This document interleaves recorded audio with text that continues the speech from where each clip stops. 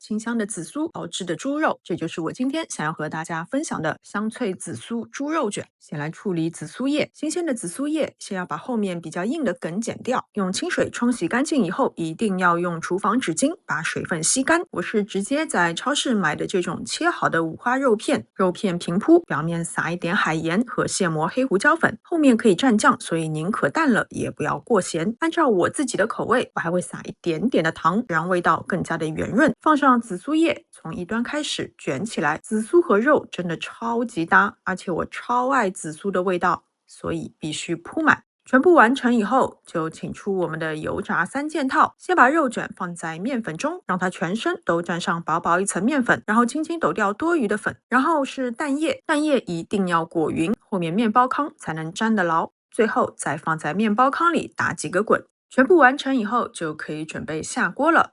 油燒熱到筷子放下去，周圍立刻冒小泡泡，就轉中火，逐個放入肉卷，炸1分半到2分鐘。不要着急去翻動，等它外殼金黃，就先把它們撈出。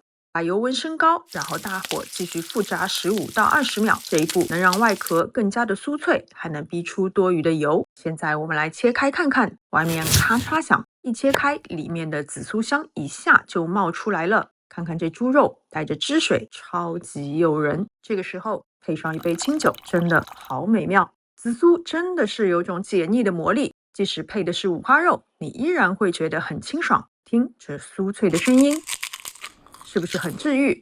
好了，今天的視頻就到這邊，非常感謝大家的觀看，我們下次再見。